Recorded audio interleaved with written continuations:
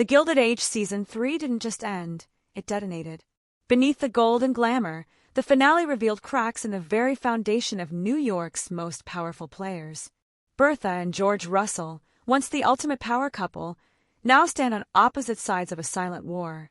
Every polite smile in that ballroom was a mask, every toast a distraction, and every whisper a weapon. This wasn't just a party, it was the first move in a battle that could destroy them both. 4 seasons, George and Bertha Russell have been unstoppable together. He commands the railroads, she commands society. Together, they've crushed rivals, outmaneuvered old money, and built an empire that seemed unshakable.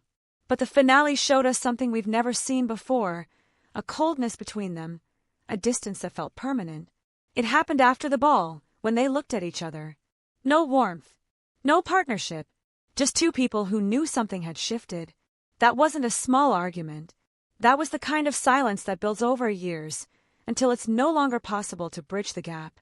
And if history is a guide, remember, Bertha's real-life inspiration, Alva Belmont, divorced her husband in a public scandal. This could be the beginning of the end. George's troubles go beyond his marriage. The scene with the opium pipe wasn't just shock value, it was foreshadowing. Addiction stories and dramas like this are never accidental. They start small, with a single moment, and then they grow until they consume everything. If George spirals into addiction, it won't just hurt his health, it will make him vulnerable to enemies who've been waiting for their chance to strike. Bertha, on the other hand, isn't someone who waits to be rescued. If she feels George is slipping, she'll protect herself. She'll build alliances without him. She'll position herself so that even if the marriage ends, she doesn't lose her place in society. And that's why her watchful gaze on Gladys in the finale was so chilling. She wasn't just looking at her daughter. She was positioning her for the battles ahead. The ball looked like a celebration. But if you watched closely, it was a stage for power plays. The Russells' empire isn't collapsing overnight, but the foundation is shaking. And once a foundation cracks, it's only a matter of time before the whole structure falls. While the Russell marriage crumbled in silence, Peggy Scott's storyline was setting up a very different kind of war. She's finally found love with William, a man who respects her ambition and her independence. It should have been the perfect step forward, until we met his mother. William's mother is more than just a protective parent. She's the embodiment of old money's gatekeeping. Her smile is polite, but her eyes judge every detail. She doesn't have to shout or confront Peggy directly. Her power lies in subtle exclusion. The whispers at luncheons, the invitations that never arrive, the rumors that circulate without a clear source. Peggy's fight won't be loud. It will be fought in silence and shadows. Every step she takes toward a future with William will be met with quiet resistance. And the danger is that this resistance won't just aim to end her engagement. It could threaten her reputation, which in high society is more valuable than money itself.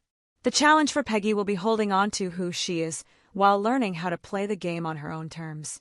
If she fights too openly, she risks giving her enemies the very scandal they want.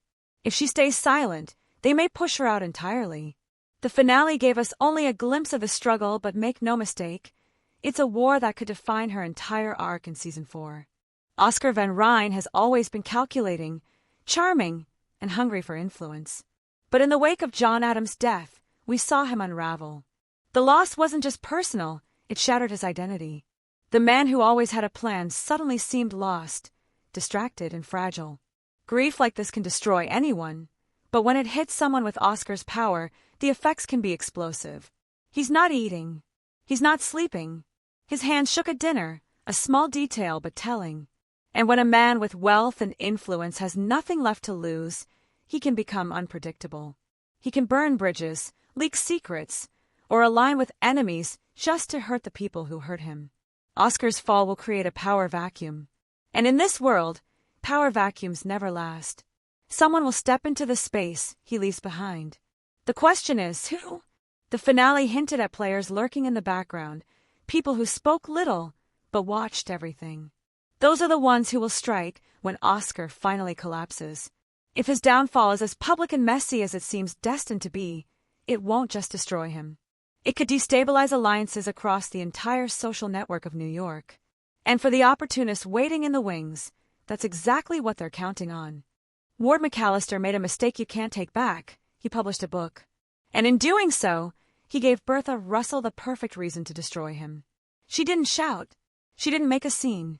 She simply read his words with the calm precision of someone plotting social execution. Bertha's strength isn't in public confrontations, it's in private eliminations. When she takes someone down, it's surgical. She removes them from guest lists. She turns allies against them.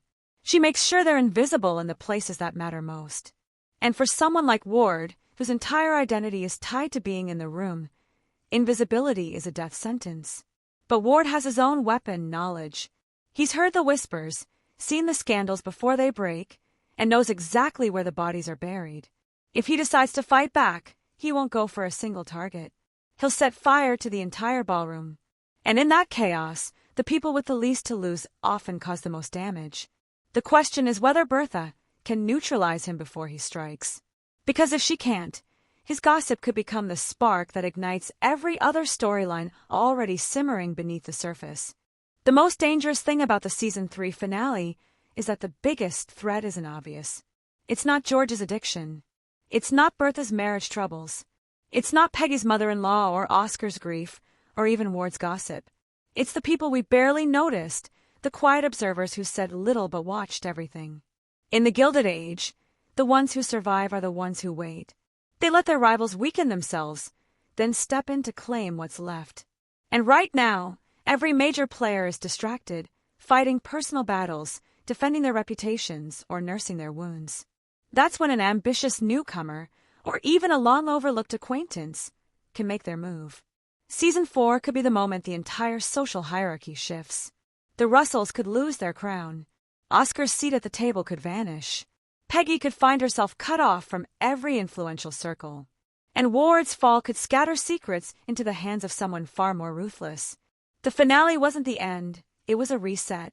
The board is clear, the pieces are moving, and the rules are about to change. And when the silence breaks, it won't be a whisper, it will be an explosion.